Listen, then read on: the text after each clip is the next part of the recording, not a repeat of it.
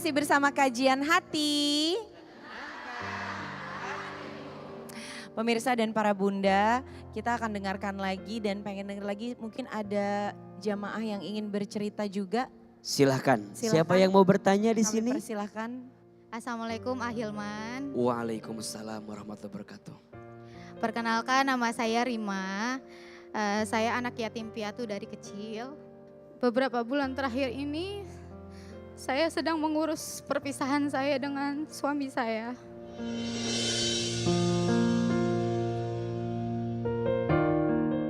Dan prosesnya lumayan rumit ya, A, karena kan mantan suami saya ini seorang anggota.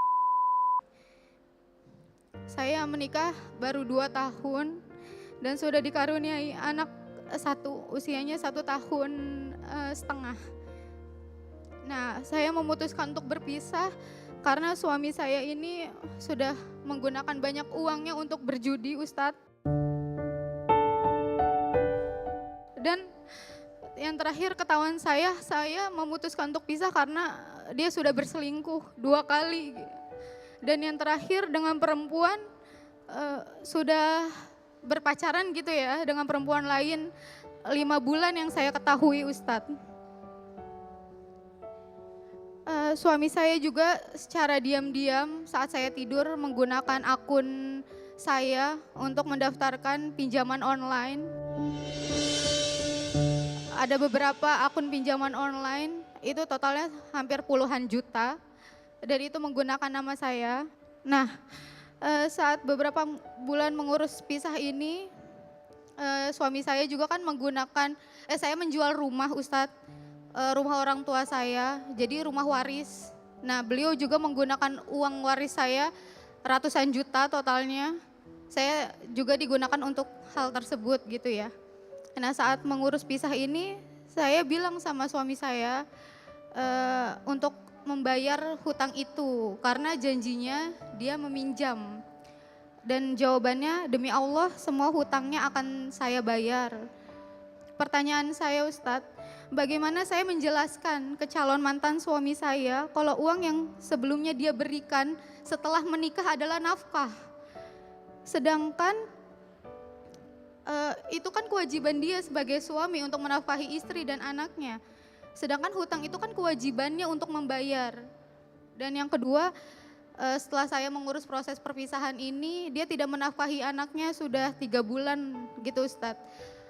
Bolehkah, Ustadz, saya meminta bahwa dia harus menafkahi anaknya? Bukan untuk saya, tetapi saya takut, Ustadz, karena itu adalah kewajiban dia.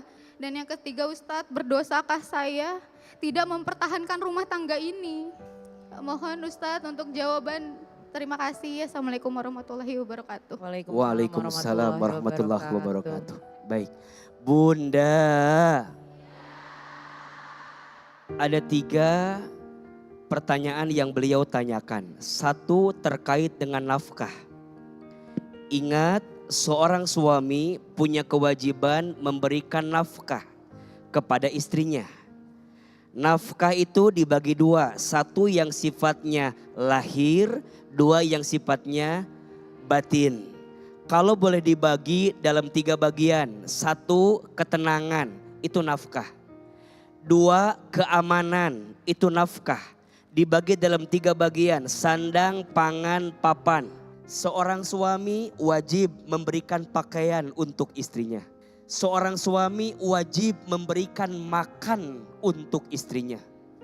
3, seorang suami wajib menyiapkan tempat tinggal untuk istrinya. Terlepas mau ngontrak, mau ngekos, mau beli, mau nyicil, pokoknya ada tempat tinggal yang harus disiapkan. 1 ketenangan, 2 keamanan, syukur-syukur yang ketiga kenyamanan. Maka tidak boleh menghitung, kan aku juga ngasih sama kamu, lain urusan. Adapun dia minjem sama kita, itu urusannya hutang.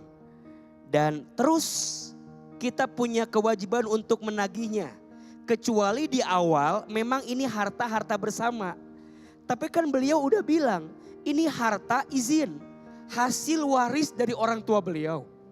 Ini harta dipakai buat judi online. dipakai buat mabuk, dipakai buat selingkuh. Maka masuk pertanyaan kedua, Aa, berdosakah aku meminta pisah dari suamiku yang seperti ini? Tidak.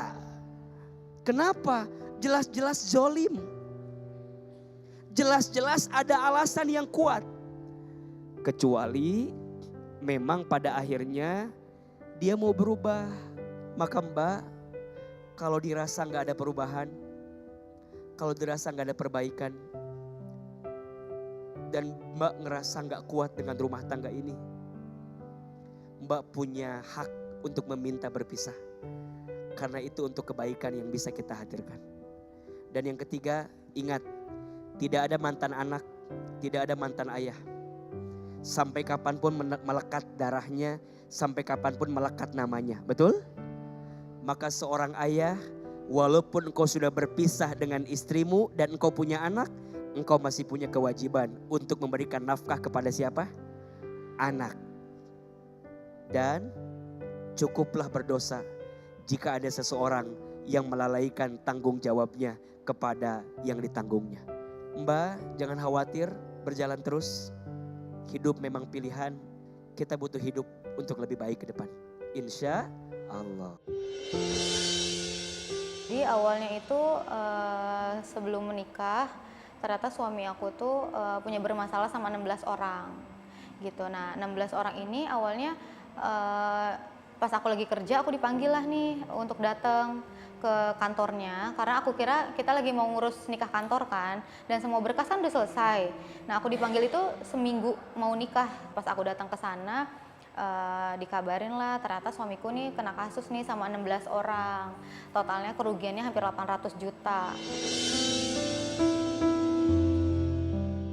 Ini pernikahannya mau dilanjut atau enggak gitu kan. Terus aku kayak shock banget, maksudnya kita udah nyebar undangan, kita udah venue semua, pokoknya udah rapih lah ya, maksudnya udah tinggal duduk nikah gitu kan. Karena aku tahu alasannya seperti itu, akhirnya aku memutuskan ke kanitnya bahwa ya udah kita tetap menikah gitu. Karena kalau misalnya emang ujiannya ekonomi, aku bilang ya insya Allah aku juga masih bisa bekerja.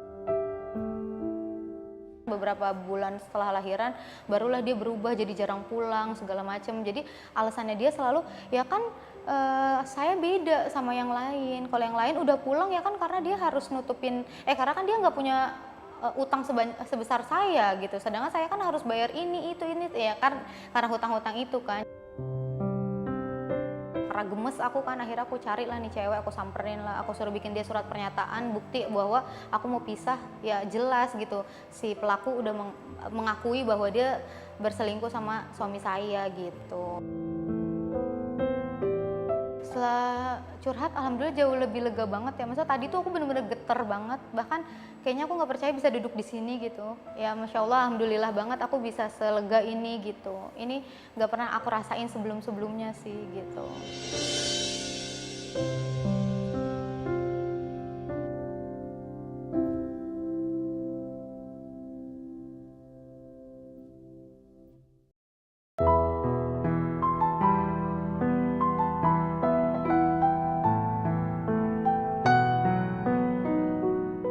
Bunda, rumah tangga itu ibadah yang paling lama. Rumah tangga itu sekolah yang paling lama. Kalau rumah tangga itu ibadah, berarti ada banyak pahala yang Allah siapkan untuk setiap kebaikan yang kita hadirkan di rumah tangga. Tidak ada rumah tangga yang baik-baik saja. Mudah-mudahan rumah tangga kita Allah jaga dalam kebaikan. Amin ya Rabbal Alamin. Ya Allah, ada di antara kami yang saat ini sedang diuji dengan rumah tangganya. Ada yang sedang diuji dengan keluarganya. Ada yang sedang diuji dengan trauma sakit di masa lalunya. Ya Allah, kami mohon kepadamu, sembuhkan rasa sakit yang pernah kami alami ya Allah. Seberat apapun ujian yang Engkau berikan, kuatkan hati dan tubuh kami untuk melewati semua ujian itu. Ya Allah, tidak ada yang berat dalam pandangan-Mu. Tidak ada yang sulit. dalam ketentuan-Mu. Ya Allah, tunjukkan jalan terbaik untuk setiap masalah kami. Ya Allah, angkat semua ujian yang sedang menimpa kami. Ya Allah, dekatkan kami dengan kebaikan. Jauhkan kami dari keburukan. Bahagiakan kami di dunia. Bahagiakan kami di akhirat. Rabbana atina fid dunya hasanah wa fil akhirati hasanah wa qina azabannar. Subhana rabbika rabbil izzati amma yasifun. Wassalamun alal mursalin. Walhamdulillahi rabbil alamin.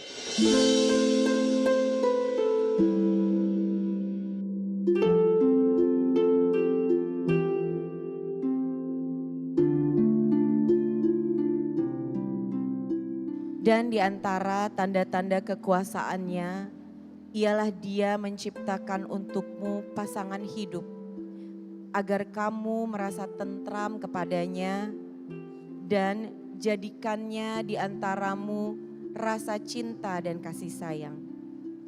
Dari Al-Quran Surat Ar-Rum ayat 21.